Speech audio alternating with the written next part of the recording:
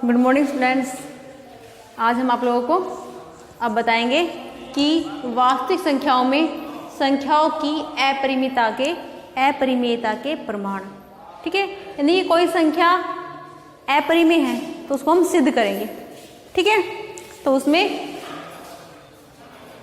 हम क्या प्रयोग करेंगे, इसके अंदर हम जैसे प्रमाणित कीजिए वर्गमूल 2 एक अपरिमेय संख्या है। ठीक है, तो इसमें वर्गमूल 2 को अपरिमेय सिद्ध करने के लिए हम विरोधाभास जो विधि होती है जिसको बोलते हैं बाय कॉन्ट्राडिक्शन, ठीक है, उसका और साथ में जो प्रमेय मैंने बताई है 2.3 प्रमेय 2.3 प्रमेय बताई है उसका प्रयोग करेंगे।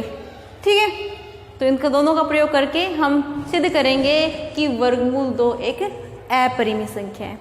तो सबसे पहले वर्गमूल 2 को अपरिमेय संख्या सिद्ध करने के लिए हम इसका उल्टा मानेंगे।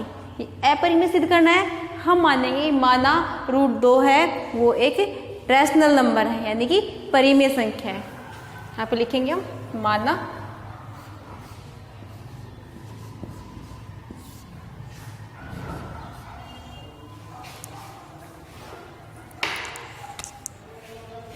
√2 एक परिमेय संख्या है।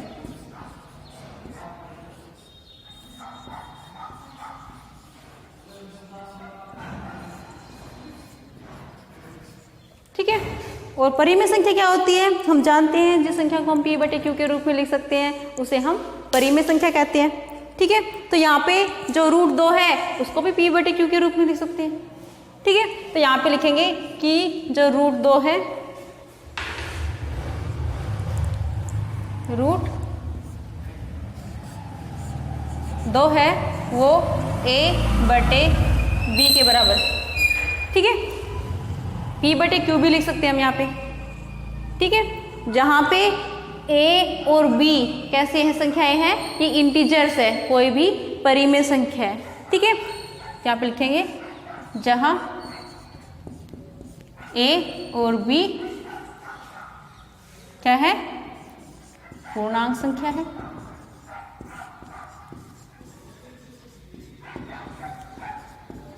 और किस तरह की संख्या है कि A और B आपस में इनका कोई भी गुणनखंड नहीं है कॉमन।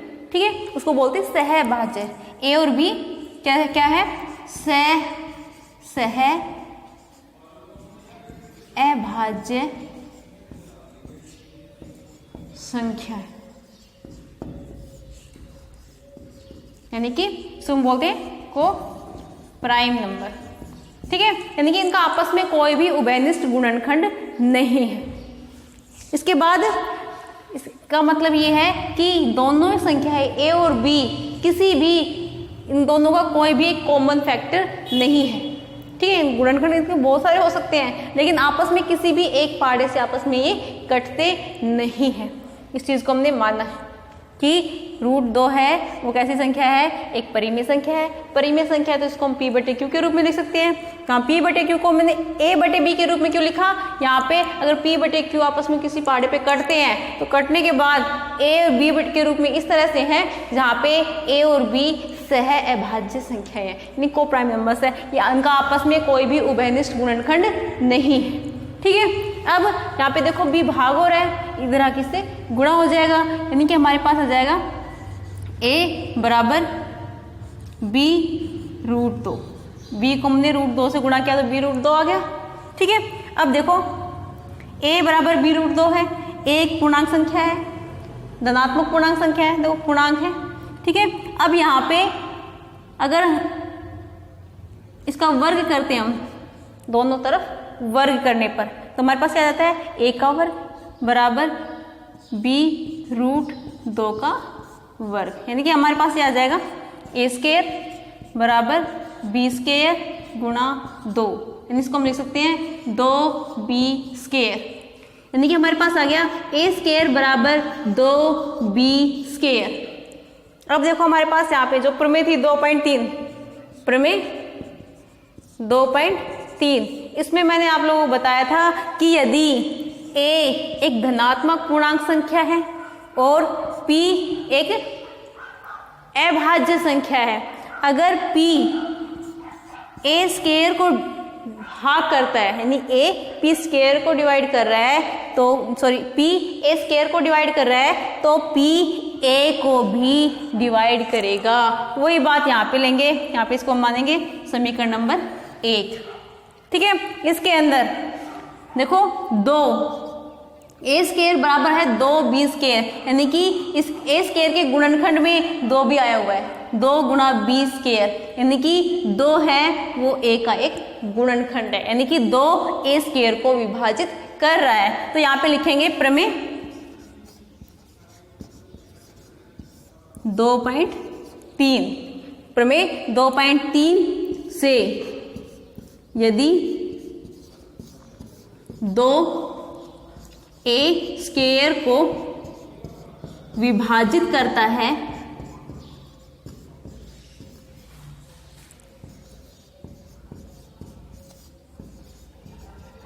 तो अगर 2 a स्क्वायर को विभाजित कर रहा है, यानी 2 a स्क्वायर का एक गुणनखंड है, एक फैक्टर है, तो 2 a का भी एक फैक्टर होगा। ये प्रमेय है 2.3। ठीक है, तो 2 a को भी विभाजित करेगा।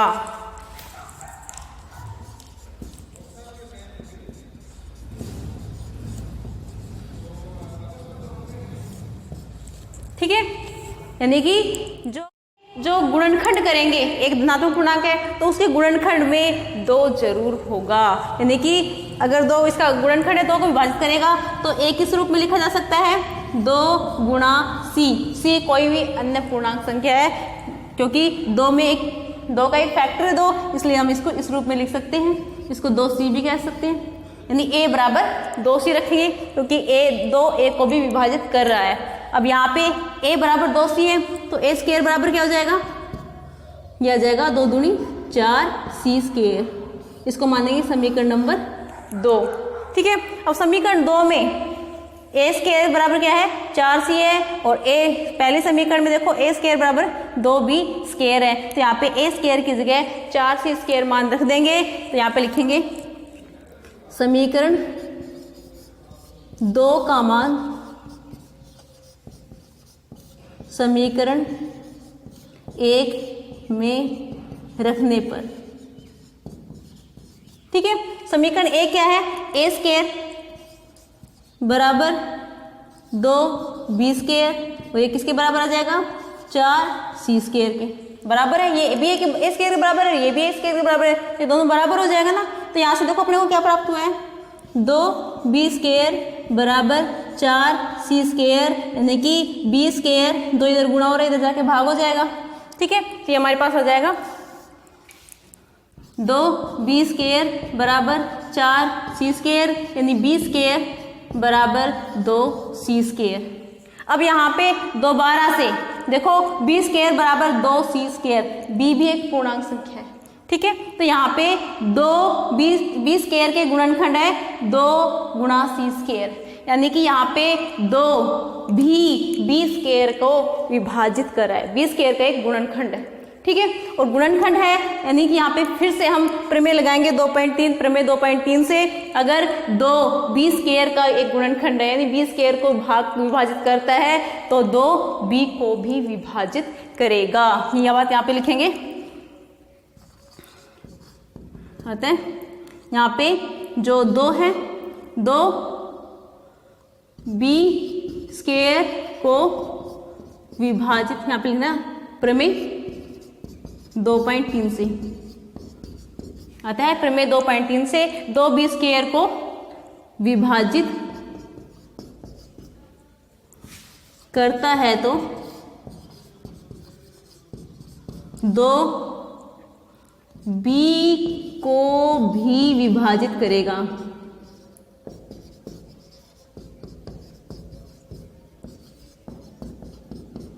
ठीक है, यानी कि हमें 2 रिजल्ट प्राप्त हुए। एक तो यहाँ पे कि 2 है, a स्क्वायर को विभाजित करेगा, 2 a को विभाजित करेगा। ठीक है, यहाँ पे यानी कि जो 2 है वो a का एक गुणनखंड आ गया। ठीक है, इसी तरह से यहाँ पे क्या हमें प्राप्त हुआ कि जो 2 है वो b स्क्वायर को विभाजित कर रहा है और b का भी एक गुणनखंड है।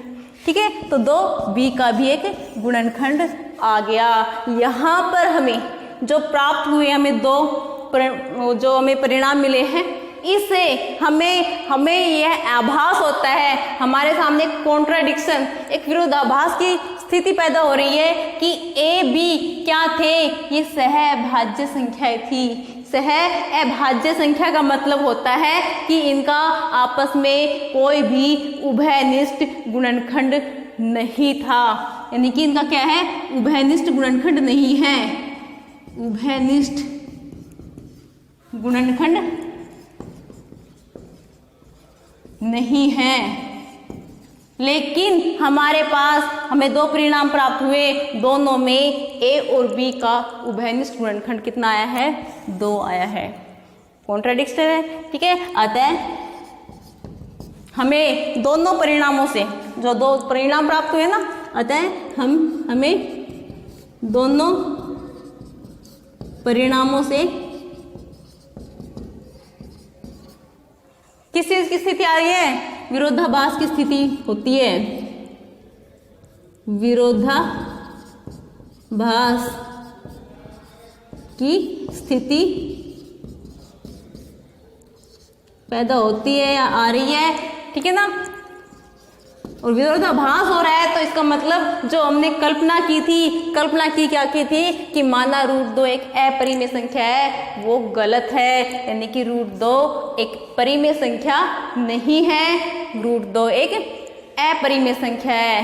ठीक है, जब स्थिति पैदा होती है, अतः जो √2 है वो परिमेय संख्या न होकर के अपरिमेय संख्या है।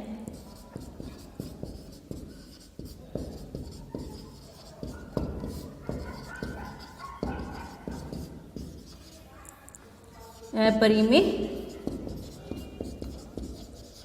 संख्या है। ठीक है, तो इसके अंदर जो √2 है, इसी तरह से √3 आएगा, √3 को सिद्ध कीजिए अपरिमेय संख्या है, √5 आएगा। ठीक है, √3, √5, √7, इस तरह के जो भी सवाल होंगे उसमें लिखने का तरीका सेम ऐसे ही है। सबसे पहले हम माना यह एक परिमेय संख्या है, एक रैशनल नंबर मानेंगे, फिर उसको p/q के रूप में या a/b के रूप में शो करेंगे। वहां पे हम देख के लिखेंगे a और b का कोई भी उभयनिष्ठ गुणनखंड, यानी आपस में कैसी संख्या है, a और b को प्राइम नंबर है, यानी कि इनका कोई भी जो कॉमन फैक्टर नहीं है। ठीक है, उसके बाद हम इसको b बटे में है तो इधर जाके मल्टीप्लाई हो जाएगा, √2 से मल्टीप्लाई करेंगे, रूट को हटाने के लिए स्क्वायर करेंगे दोनों साइड में। स्क्वायर करने के बाद हमारे पास यहाँ पे आ जाता है a² बराबर 2b², यानी कि a2 है वो a² को डिवाइड करता है। तो यहाँ पे अपन प्रमेय लगाएंगे, प्रमेय 2.3 कि यदि 2 a² को डिवाइड करता है तो a को भी डिवाइड करेगा। इसलिए हमारे पास हम a को किस गुणनखंड के रूप में लिख सकते हैं, 2 गुणा c के रूप में। यहाँ c कोई भी पूर्णांक संख्या है क्योंकि 2 इसके गुणनफल के रूप में लिखा है। ठीक है, गुणनखंड के रूप में।